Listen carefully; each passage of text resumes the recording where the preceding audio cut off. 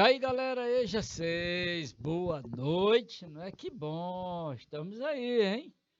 Este 4/11, né? Que maravilha. Literatura portuguesa, o simbolismo em Portugal, hein? O simbolismo em Portugal foi tão forte e tão prestigiado, né, que atravessou o Atlântico e bateu aqui no Brasil, hein? Foi uma festa. Epa! É isso, hein? Então é com muito prazer que eu apresento para vocês, né, os grandes autores aqui do simbolismo em Portugal, era moderna, né? Essa era moderna aqui, a poesia de Antônio Nobre e Camilo Peçanha, dois gigantes, né? A repercussão de um deles aqui foi extraordinária, o Antônio Nobre, do Brasil, nossa, os poetas do finalzinho do século XIX, mais precisamente já nas duas primeiras décadas do século XX, século passado, o Antônio Nobre dominou o espaço,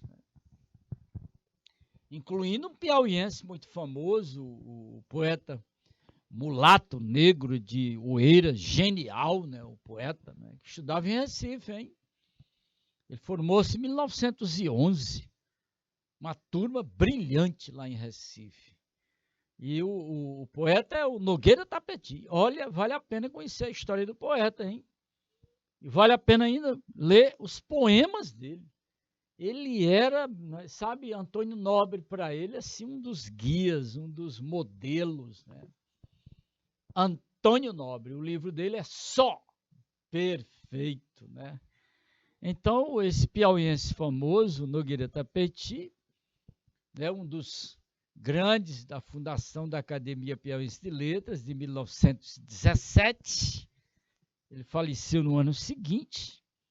Ele é da cadeira de número 15. Olha aí, um dos gigantes daquela era dourada, né?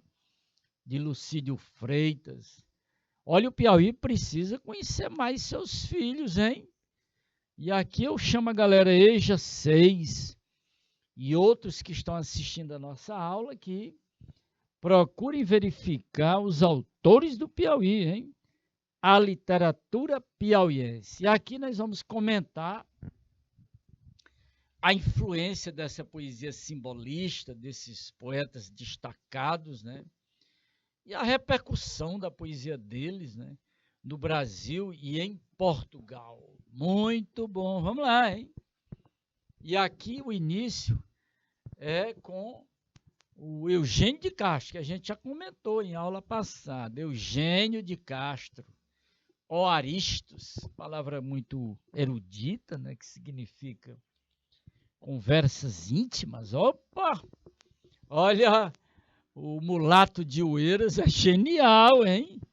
Ele está nessa linha de conversas íntimas com a poesia, né, com a beleza da natureza de Oeiras. Olha, eu acredito que vamos ter a oportunidade de conhecer mais cuidadosamente essa geração, né, das duas décadas do século XX, no início, né? Ele era um pós-simbolista, esse piauiense. Ele não é um clássico simbolista, mas um pós-simbolista. Vamos que vamos, hein? E aí nós temos o início.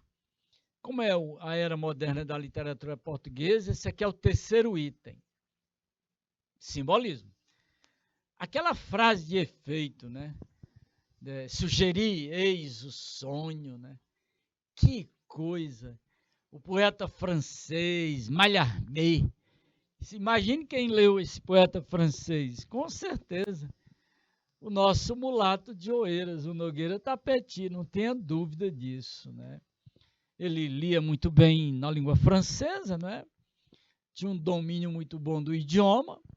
Estudando em Recife, você quer o quê? Depois o cara ainda ainda esteve em Portugal, na Ilha da Madeira. Né? 8 meses na Ilha da Madeira.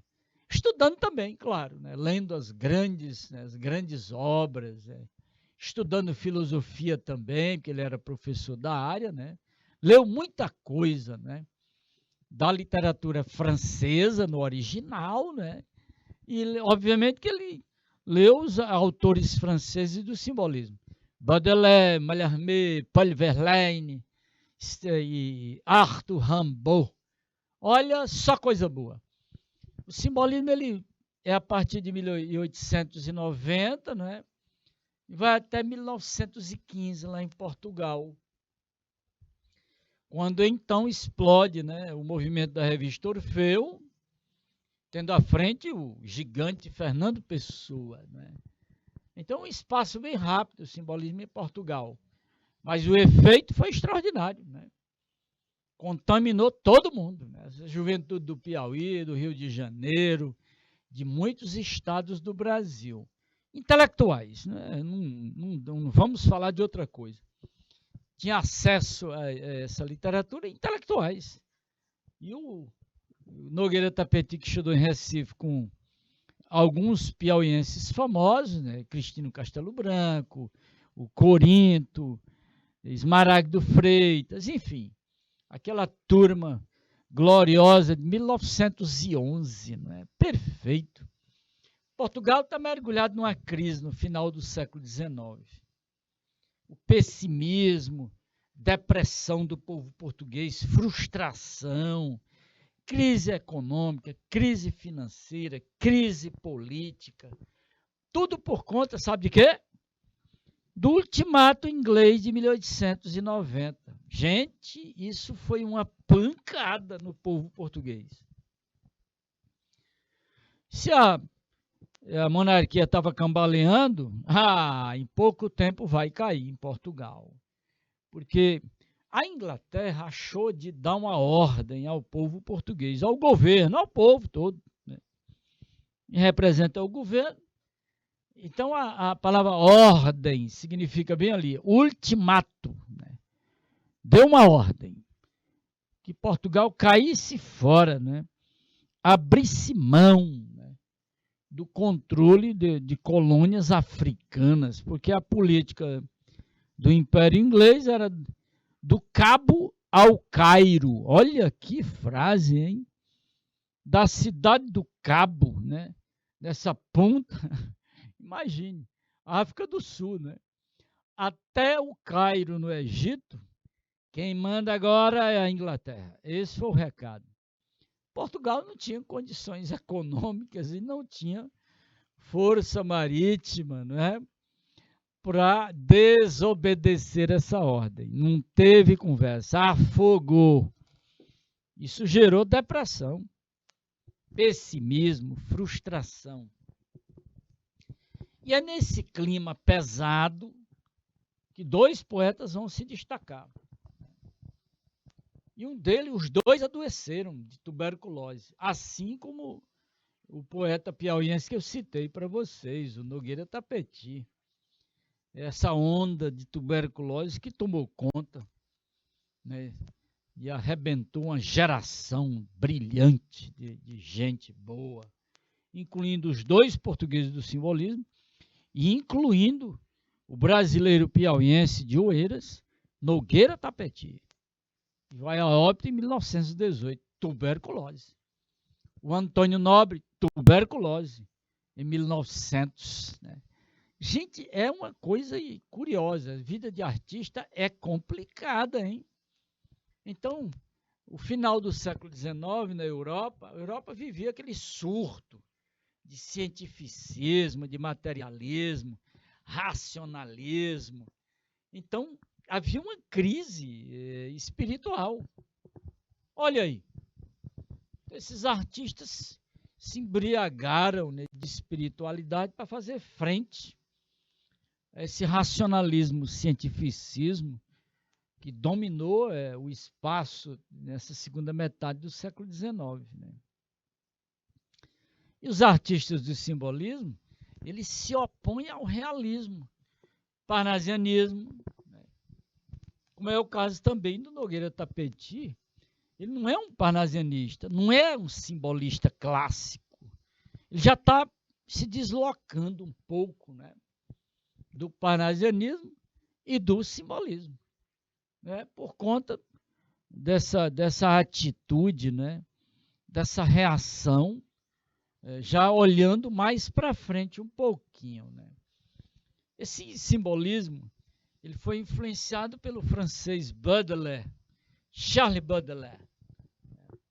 A repercussão de Baudelaire com o livro dele, Le Fleur de Mal, né? E claro que o Nogueira Tapeti leu isso no original, evidentemente, né? Todos os grandes autores franceses, esses brasileiros lá de cá do Atlântico, né? Eles leram esses grandes autores, né? Essa genialidade, a geração das 2 décadas do século XX, eu vou te contar, é uma geração magnífica, de mentes maravilhosas, né? Vamos conhecer mais, hein? E o simbolismo português encontra o Antônio Nobre e o Camilo Peçanha, 2 autores que vão refletir essa situação dificílima que Portugal está vivendo no final do século XIX e virada para o século XX, né? Porque o Camilo Peçanha ainda avança muito no século XX. O Antônio Nobre não, porque ele falece em 1900. Né? Tá aí.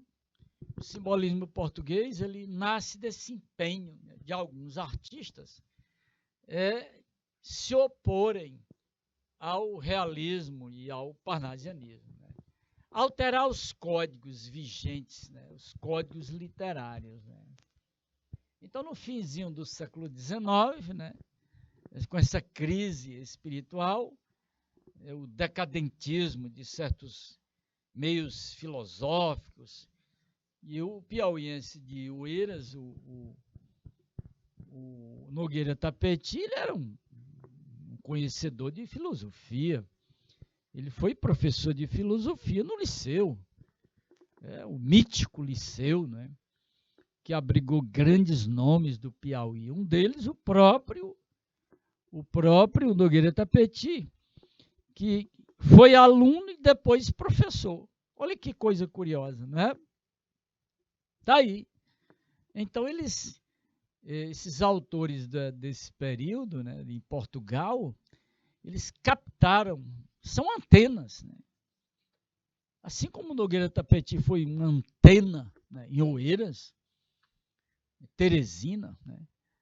Então, os 2 autores de Portugal, o Antônio Nobre e o Camilo Peçanha, eles se colocam como antenas para captar as frustrações, né, o pessimismo, a depressão do povo português, por conta das causas históricas que já citamos, crise econômica, financeira, crise política, tudo que não presta aconteceu em Portugal no final do século XIX. Uma coisa impressionante, né?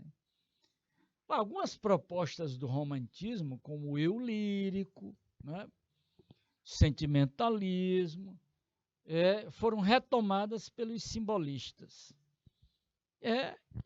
O eu, né, a literatura do eu, mas num âmbito espiritual.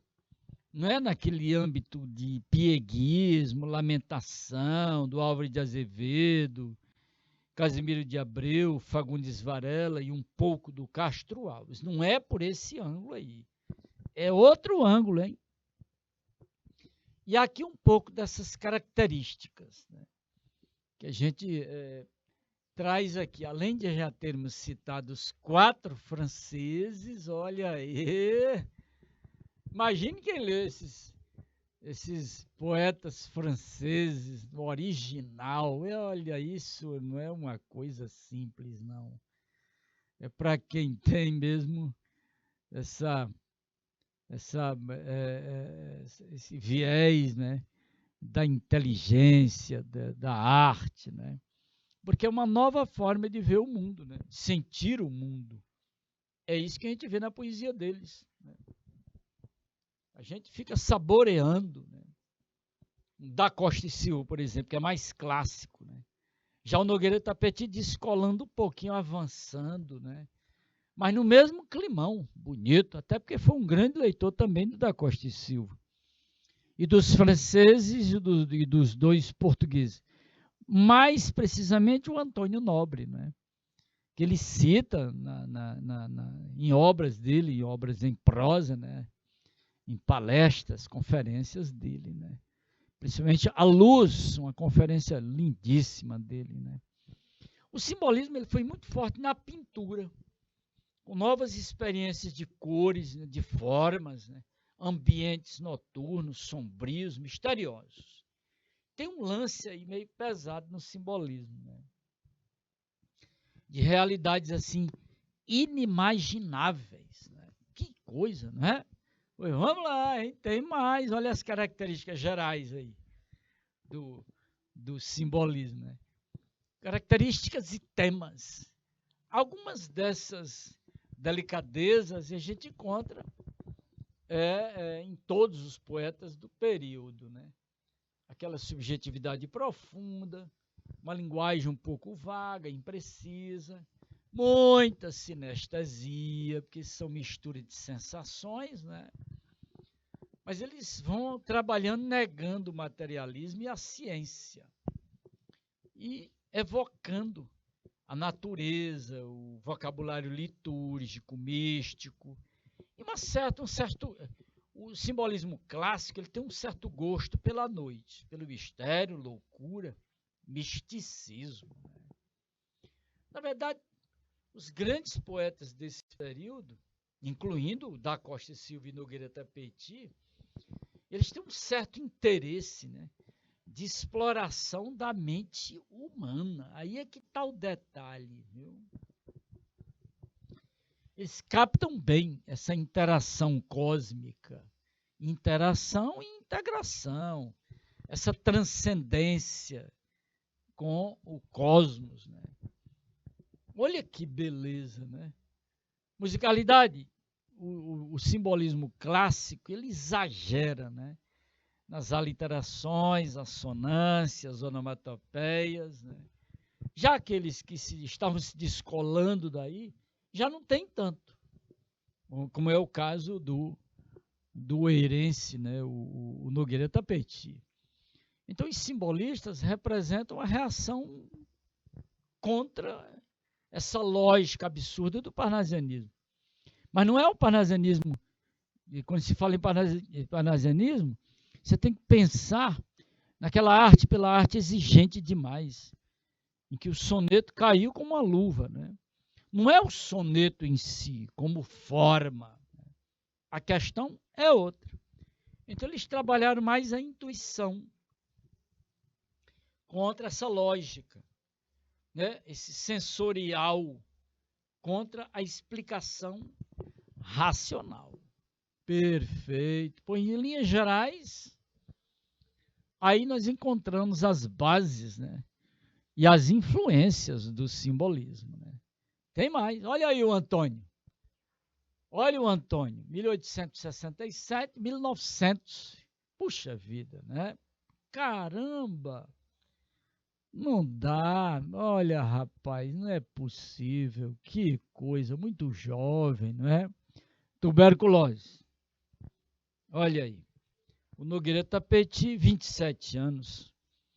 Os da geração deles era essa faixa aí. O Cídio Freitas, 26. Outros, olha, foi um negócio terrível. Né? Os românticos, a faixa era até 25. Incrível. Castro Alves, Alves de Azevedo, Casimiro de Abreu.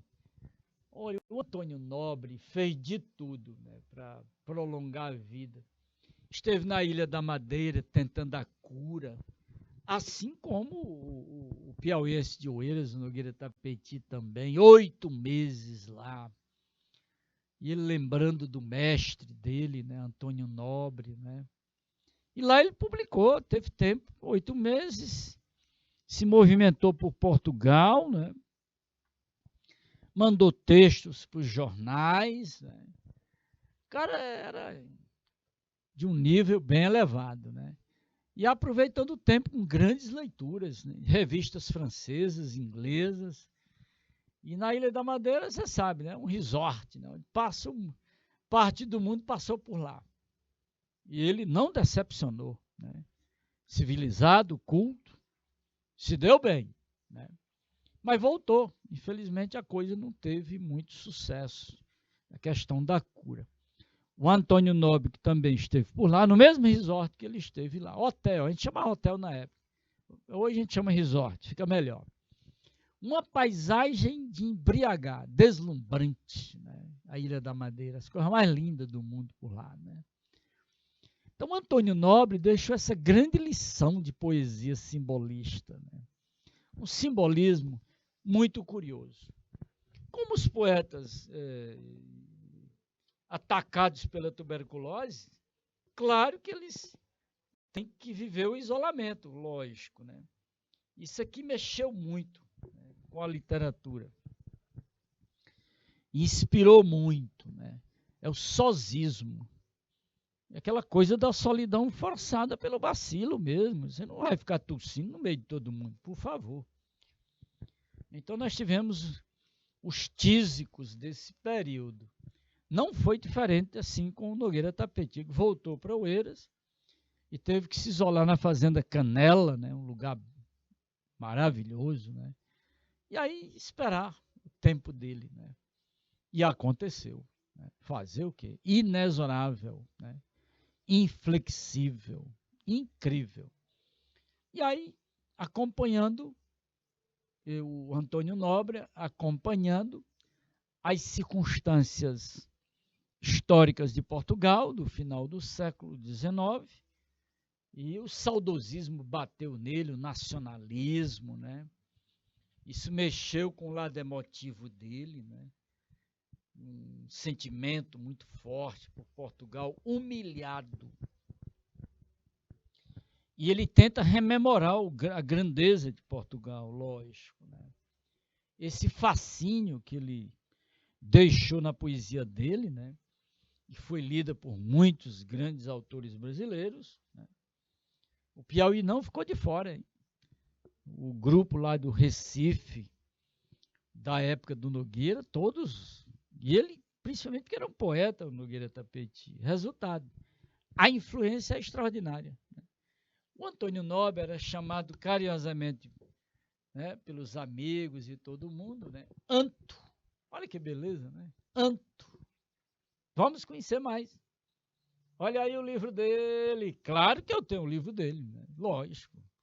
Assim como Nogueira Tapeti leu também, né? Todos que conheciam o livro do Antônio Nobre ficavam fascinados. Né? O nome dele no Brasil, meu amigo, Piauí também nós tivemos um livreiro, né, dos anos 60, 70, 80, chamado Antônio Nobre. Tinha a livraria em Teresina. Né? O livro do Antônio Nobre, olha o título, como é uma sacada. Né? Só. O título é sugestivo. Que a partir daí vem essa cultura do sozismo, né? Por conta do bacilo. Mas também tem uma outra possibilidade, a ambiguidade do só aí é extraordinária. Né? Vai nos levar para Portugal, um Portugal isolado, né? Um Portugal doente, depressivo, né? Por conta das causas políticas, econômicas e muito mais. Né? Galera, tá aí, olha o slide, 1892, né? O livro dele, o livro se espalhou, hein? Atravessou o Atlântico, chegou em Recife. A galera de Recife leu o livro de Antônio Nobre, o livro mais triste que há em Portugal. Que coisa, não é? Mas por que tudo isso? Uma explicação de ambiguidade. O só, não só em relação à pessoa dele, que conviveu com a tuberculose, tem que se isolar e tudo, né? E também em relação a Portugal. Essa conexão entre o artista, né, e o seu país. Né? Olha, isso foi demais. Né? Estigmatizado, né, pelo sentimento do fado português, que o fado ele tem esse clima triste, pesaroso, depressivo. Né? o sofrimento da alma, né?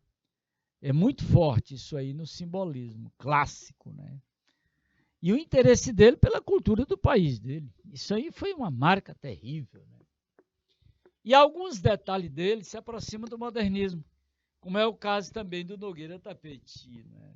Que bom! Vamos lá, hein? Só um livro querido, amado, né? É uma verdadeira idolatria, olha aí, bom demais, né? Esse magnetismo pessoal, né, do Antônio Nobre, o mulato lá de Oeiras também exerceu isso aí na geração dele, foi muito forte. Esse magnetismo pessoal.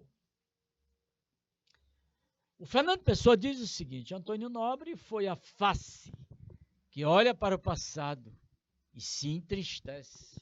Claro, um país como Portugal, que teve uma história de 200 anos, séculos XV e XVI, o maior do planeta, e chega no final do século XIX humilhado pela Inglaterra. Você está querendo o quê? Depressão coletiva. Né? Aí, Manuel Bandeira, imagine, né? Mais recente, Manuel Bandeira, diz que lia, né, o Antônio Nobre, com tanto amor, com tanta coisa boa. Né? Mário Quintana, do mesmo jeito. Né?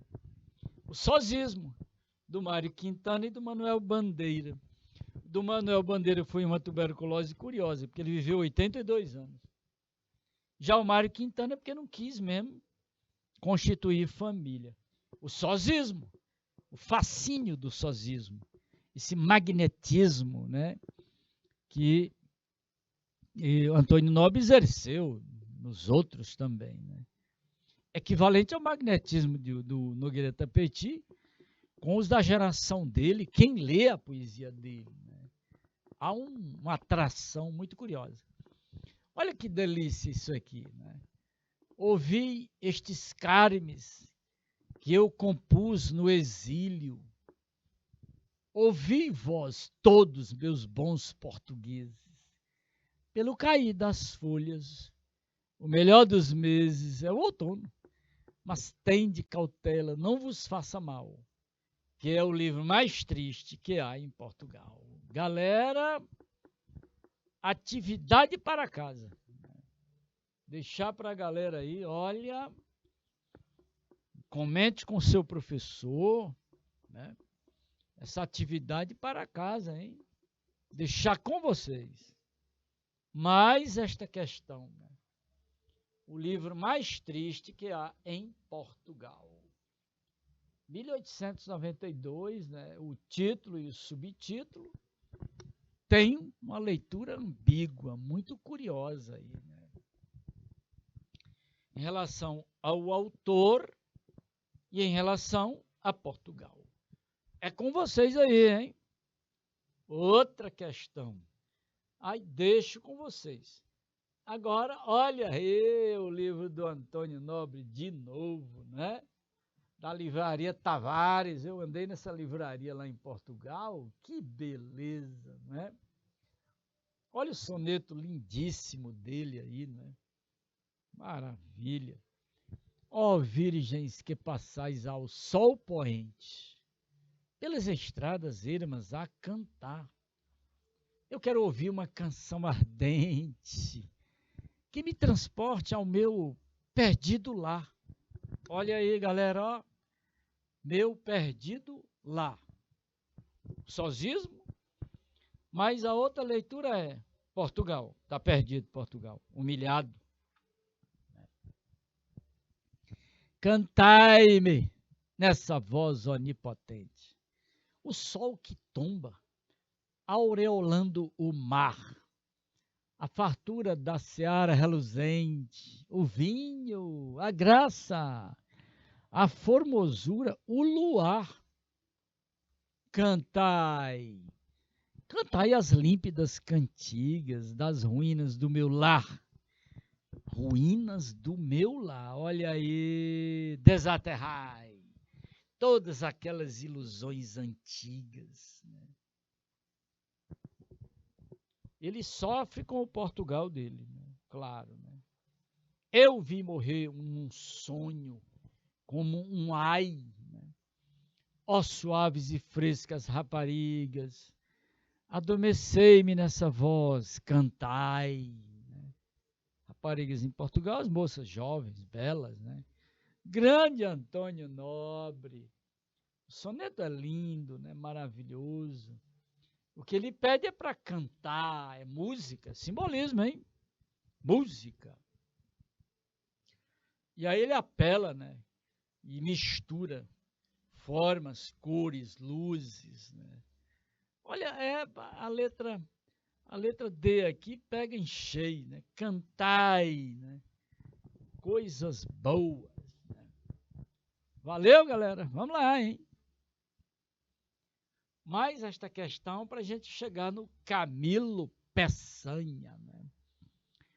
O Camilo Peçanha ele é um top, né? Daquele simbolismo clássico.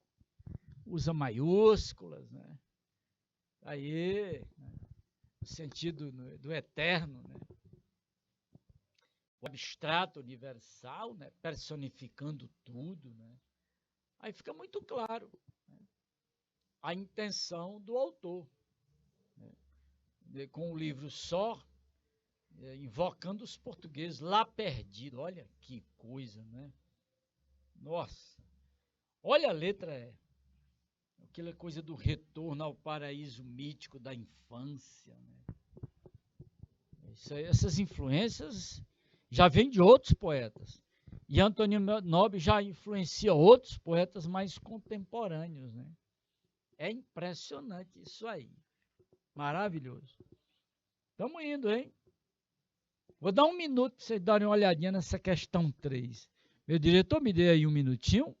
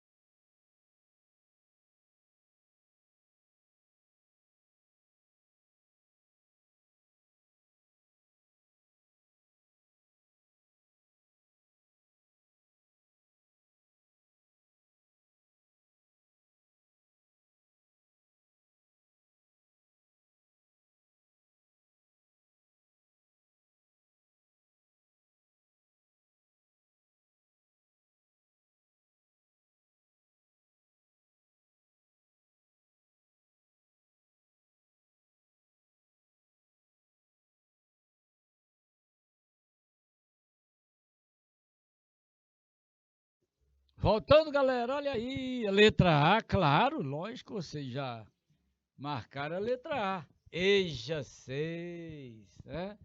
E tem mais, olha aí, chegou no Camilo Peçanha, né? 1867, 1926, né? Ele alcançou o modernismo em Portugal e se deliciou com o modernismo. Muito amigo de Fernando Pessoa.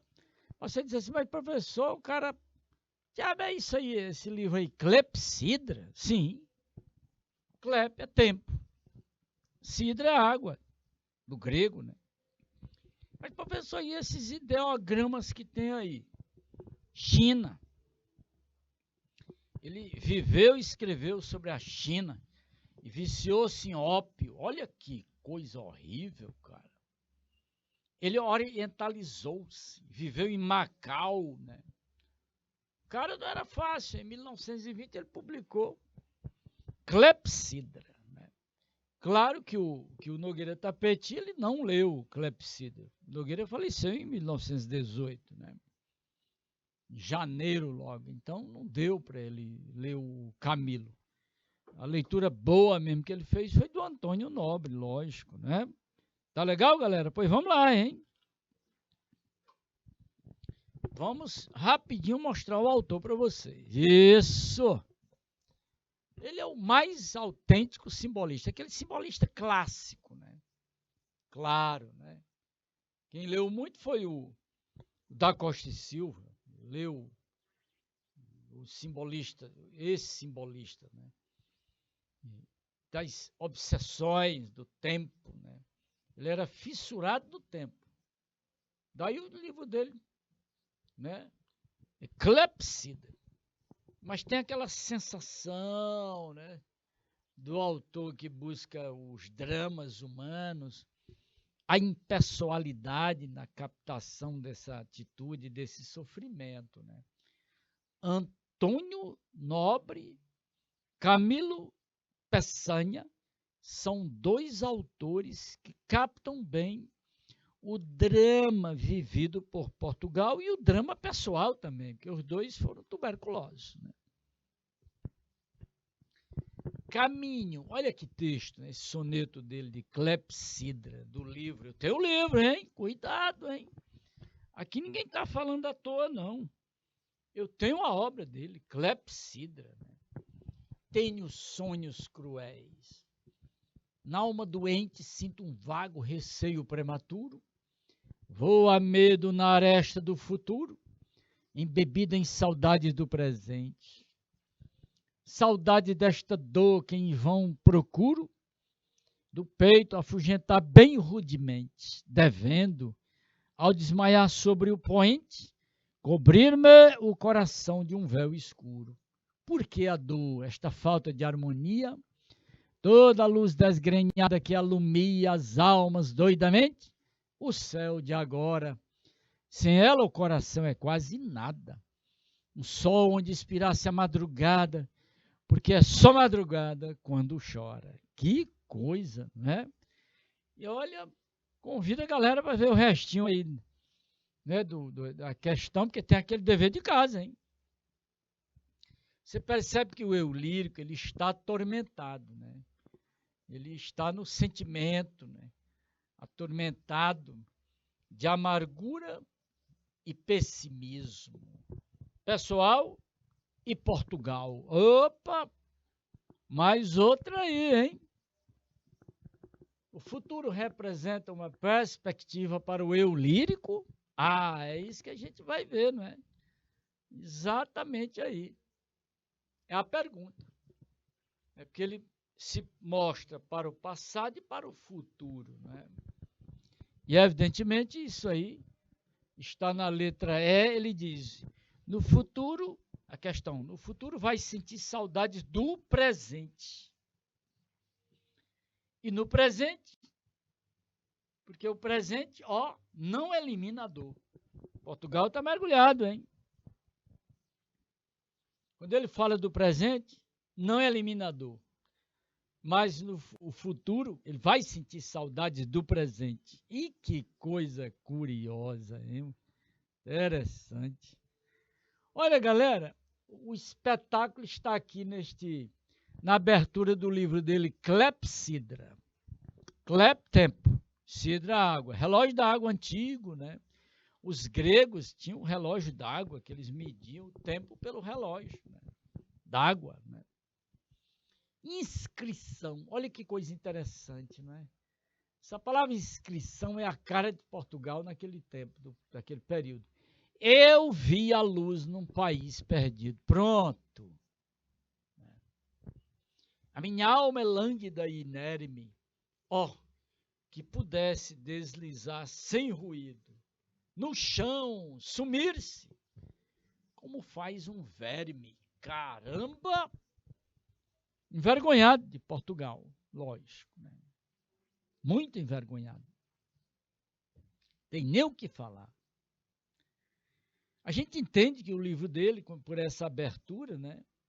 O poeta, assim como Antônio Nobre, assim como Nogueira Tapeti, eles tiveram essa coisa do sozismo, do exílio, né? Então a letra A é uma pancada, Macau, né? Lá ele viciou-se em ópio. Que coisa, não é? Aprendeu o mandarim. Olha, ele era professor da Universidade de Macau. Macau foi devolvido agora em 1999. Foi devolvido para a China. Segunda língua lá é a língua portuguesa, galera. Para a gente fechar o nosso encontro, ó, clepsidra. Bom, um dos primeiros sistemas, né, que o homem criou para medir o tempo. Né? E clepsidra é o nome de um antigo relógio d'água. Em São Paulo tem um shopping que tem um relógio d'água desse aí. Clepsidra. Olha, Eija 6, é um prazer muito grande, um abraço para vocês, né?